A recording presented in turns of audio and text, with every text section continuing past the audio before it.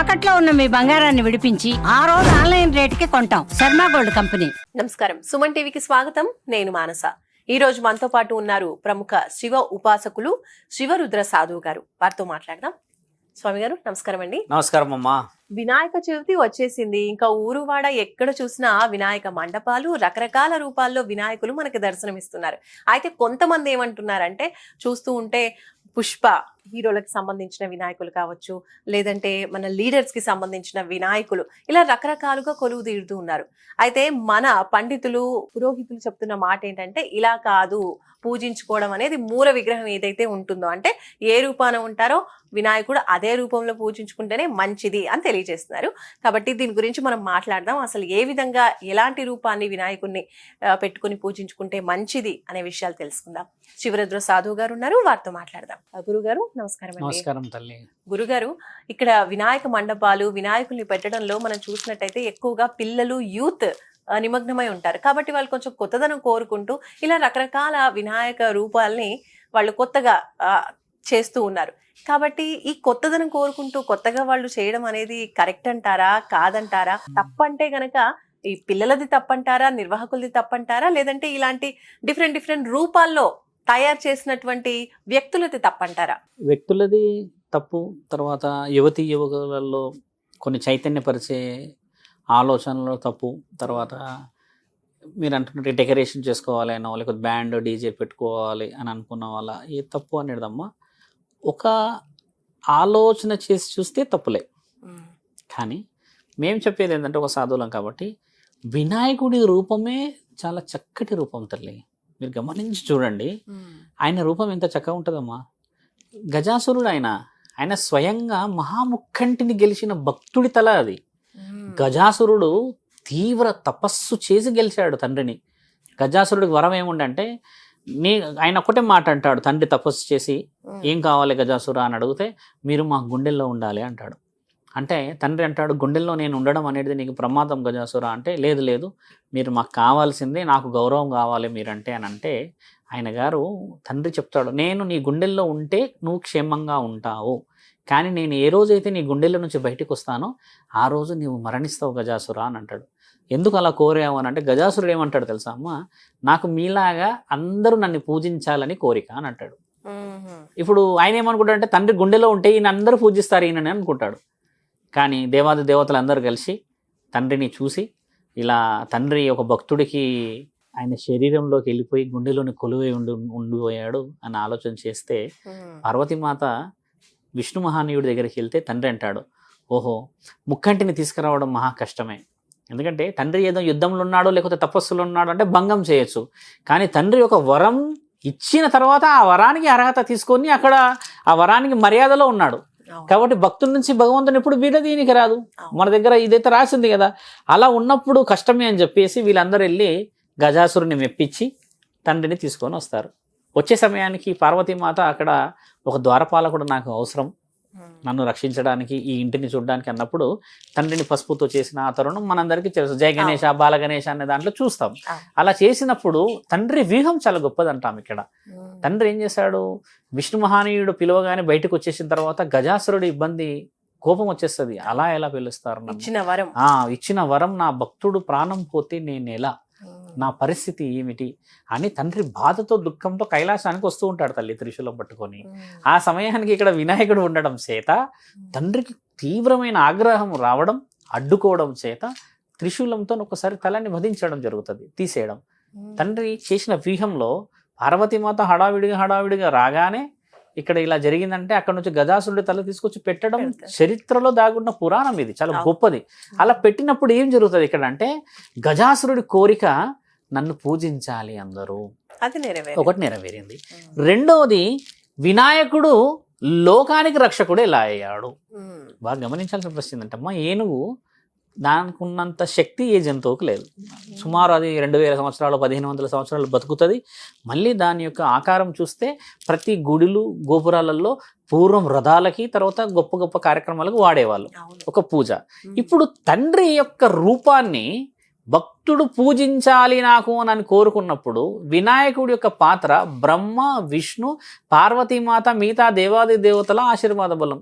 ఆ తల పెట్టగానే మానవ శరీరం ఏమో చిన్నగా ఉండి తండ్రి తల పెద్దగా ఉంటుంది. ఏనుగు తల ఇంత ఉంటుంది కదమ్మా. ఆ చూసిన ఆ విచిత్రంతో ఒకసారి తండ్రి అమ్మ అని అన్నప్పుడు పార్వతీమాత ఎంత చలించిపోయిన చిత్రం. ఆ చిన్న కార్టూన్ నెట్వర్క్ అయినా కూడా పిల్లలు ఎడిక్టెడ్గా చూస్తారు.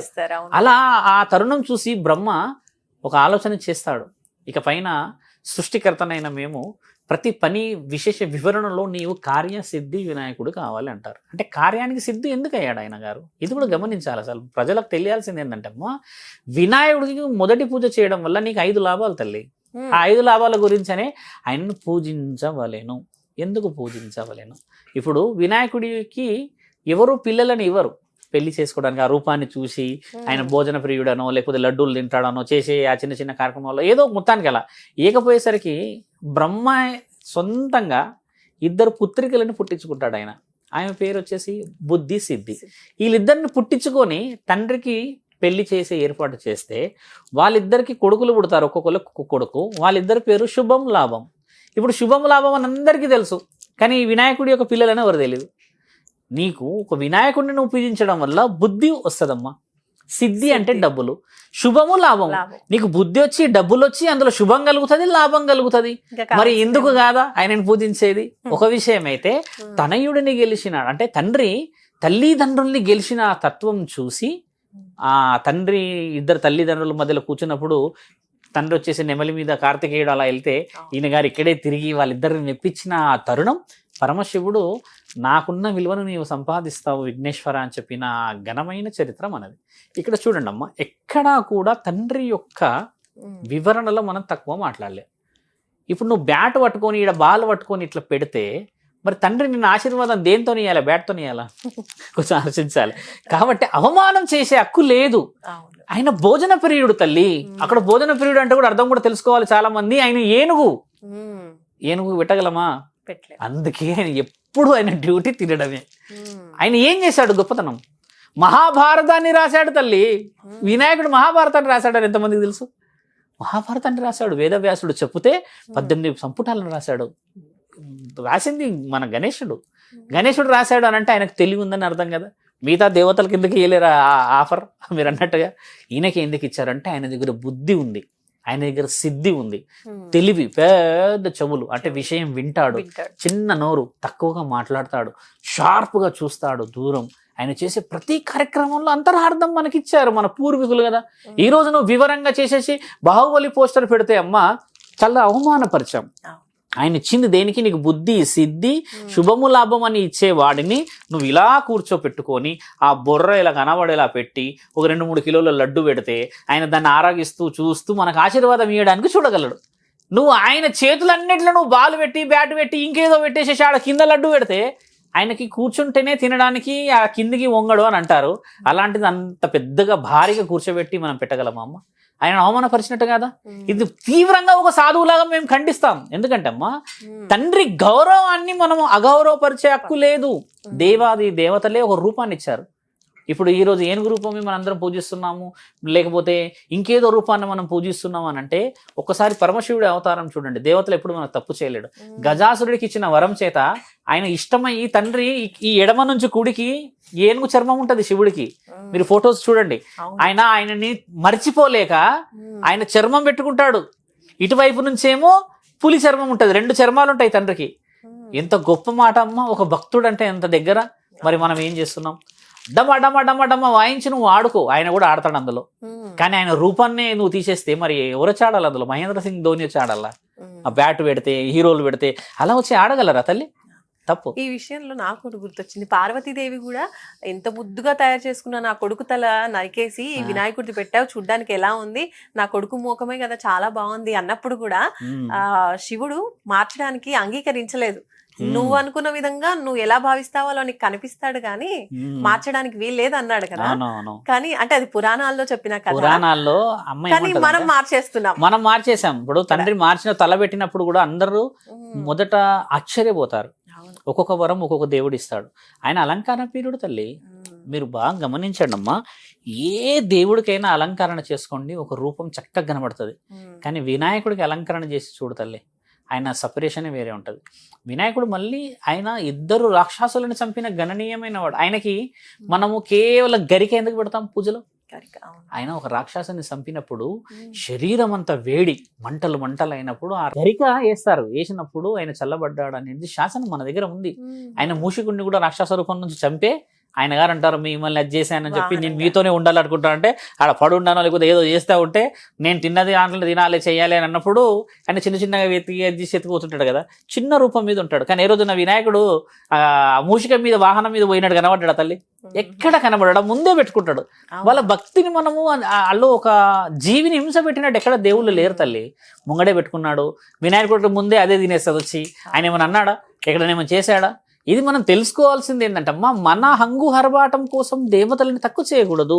ఆయన ఆశీర్వాదం ఇవ్వడానికి వచ్చాడు, ఆశీర్వాదం తీసుకుందాం, బలమైన తీసుకుందాం. అన్నదానం చేయండి, అక్కడ పిల్లలందరూ కూర్చోబెట్టేసి నువ్వు సరస్వతి విద్య అని ఆ రోజు ఒక మంత్రం చదివించు. ఎందుకంటే బుద్ధి సిద్ధి అని చెప్పిండు. ఆయన ఎవరు పుత్రుడు? బ్రహ్మ మానస పుత్రులు అని చేసుకున్నవాడు. బుద్ధి సిద్ధి బ్రహ్మపుత్రికలు కదా. మరి బ్రహ్మ ఎవరు? సరస్వతి మాత యొక్క పెనిమిటి అయినప్పుడు మరి చదువు తెలివి ఉన్నవాడి నుంచి వచ్చిన వాడికి శుభము లాభము పుట్టారు అని అంటే మరి ఆయన దగ్గర మనం బుక్కు పెట్టడం వల్ల మనకి గొప్పతనం వస్తుంది కదా. ఇవి చేయాలి. సౌభాగ్యవతులందరూ అక్కడ వెళ్ళమ్మా ఈ పసుపు కుంకుమలు ఇచ్చుకోవడం వల్ల మనకు గొప్పతనమే వస్తుంది కదా. ఎందుకంటే 2 భార్యలను గెలిచి ఆయన లోకానికి ఎన్నో అందించిన వాడు కాబట్టి ఇలా గొప్పగా వెళ్ళాలి. ఇప్పుడు యువకులు కూడా చెప్పింది ఏంటంటమ్మా, మన పూర్వీకులు ఎంతో గొప్పగా చేస్తూ వచ్చింది ఈ రోజు పండగ. బాలగంగాధర్ తిలక్ గారు ఎన్నో అవమానాలు పడ్డారు తల్లి. ఈరోజు ఉత్సవం చేసుకోవాలి అని ఆయన ఎంత మందిని పోగు చేశాడో. ఆయన ఒకవేళ బతికి ఉంటేనో లేకపోతే ఆయన కనబడి ఉంటేనో మనకు చెప్పేవాళ్ళు వాళ్ళ బాధ. 1876లో అమ్మ, అప్పట్లో ఇదే కులాల గురించి మతాల గురించి అవుతున్నప్పుడు పెద్ద గొడవలు చేశారమ్మ వాళ్ళు. గొడవలు చేసి మనందరం జై గణేష్ అని చెప్పి మన ఉత్సవాన్ని చూపించాలని చెప్పేసి ఈ 11 రోజులు అప్పటి ప్రభుత్వాలతో గొడవడి తెచ్చిన పండగ ఇది. ఈ రోజు మనము ఏదో విచిత్రంగా పెడితే మన పూర్వీకులను అవమానపరుచుకున్నట్టుగా. ఛత్రపతి శివాజీని ఆయన ఎన్ని యుద్ధాలు చేసి ఈ రోజు మరాఠా సామ్రాజ్యం నుంచి భారతదేశాన్ని కాపాడాడు. మరి ఆ గొప్ప వ్యక్తులందరినీ గుర్తు చేసుకునేటట్టు మన సంస్కృతి ఉండాలా? లేకపోతే ఆ చిత్రపటాలను చూసి లేకపోతే ఆ ఫోటోలను చూసి లేకపోతే ఆ విగ్రహాలను చూసి మనల్ని మనం అవమానపరుచుకోవాలా? నీ భక్తిని ఈ విధంగా చూపించకూడదు. నువ్వు పెట్టే దాంట్లో చూపించాలి. 4 పిల్లలకు పెట్టడం, లేకపోతే 4 ఒక ఏమంటారు అనాథాశ్రమాలకు సేవ చేయడంలో గణేశుడు పండుగ అని ఇచ్చినామమ్మ అని చెప్పండి. గణేశుడిని అందరూ జైబోల గణేష్ అంటారు. కాబట్టి ఆకలి చూస్తూ చేయాలి పూజ నియమాలు, కానీ విగ్రహాన్ని చూసి పూజలు చేయకూడదు తల్లి. నిజమైన పండుగ ఏంటంటమ్మా, ఆయన గౌరవం ఆయనకి ఇవ్వడం. ఆయనైతే ఎక్కడో చెప్పలేడు నన్ను విచిత్రంగా పూజించండి అని. కాబట్టి ఆయన కూర్చున్న పూజను నిలబడి, ఖైరతాబాద్ గణేశుడు ఎన్నో ఏళ్ళ నుంచి నిలబడే ఉంటాడుగా, అక్కడైతే కూర్చోబెట్టడానికి రాదు కదా. ఆయన పైన పడగలన్నీ పాము పడగలు ఆదిశేషుని పెట్టుకుని ఎంతో గౌరవం కనబడతాడు. అది ఎంత విలువ తల్లి మనకి. కాబట్టి గణేశుడిని మనం కూర్చోబెట్టి చేసుకోవడము, నిలబెట్టి చేసుకోవడం, ఆయన రూపాన్ని మాత్రం మార్చే హక్కు లేదు. బొర్ర లేకపోతే వినాయకుడికి అందం వస్తుందా తల్లి? అందరు చూసి ఇప్పుడు 6 ప్యాక్స్ వచ్చేసినాయి. కాబట్టి నాకు తెలిసి 6 ప్యాక్స్ గణేశుడి దగ్గర లేకపోతే ఇట్లా హీరోలు హీరోయిన్ మన ఈ వేరే వాళ్ళకి పెడుతున్నారు కదమ్మా. నాకు తెలిసి తండ్రి అక్కడ భోజనం చేయడేమో, ఎందుకంటే ఆయనకి భార్యడు కావాలి కదా. ఎక్కడైతే కూర్చొని ఉంటాడో అక్కడ భోజనం చేస్తుండొచ్చు బహుశా. కాబట్టి భోజన ప్రియుడికి మనం ఇవ్వాల్సిన మర్యాద చాలా మంచిది. పాశం పెట్టి ఇంకేదో పెడతారు గౌరవం కదమ్మా. ఆ గౌరవాన్ని కాపాడుకోవాలి. ఈ రోజు నీ ఆలోచనకి, నీ సుఖానికి, లేకపోతే నీ యొక్క ఏమంటారు జల్సా ఇవన్నీ పెట్టుకున్న దాంట్లో తండ్రిని అవమానపరిచే విధంగా ఉండవద్దు. అదమ్మా విశేషాలు. చాలా మంచి క్లారిఫికేషన్ ఇచ్చారు గురుగారు. ధన్యవాదాలు. నమస్కారం. చూస్తున్నారు కదండి, మన హంగు ఆర్భాటాలకి రకరకాల రూపాలతో గణనాథుని పూజిస్తూ ఉన్నారు. నిజానికి అలా పూజించడం అనేది కరెక్ట్ కాదు. ఆయన రూపమే ప్రత్యేకం కాబట్టి ఆ రూపాన్నే ప్రతిష్ఠించుకోవడం, ఆ రూపాన్ని పూజించుకోవడం వల్ల మంచి జరుగుతుంది తప్ప ఇలాంటి వసూలు చేయకూడదు.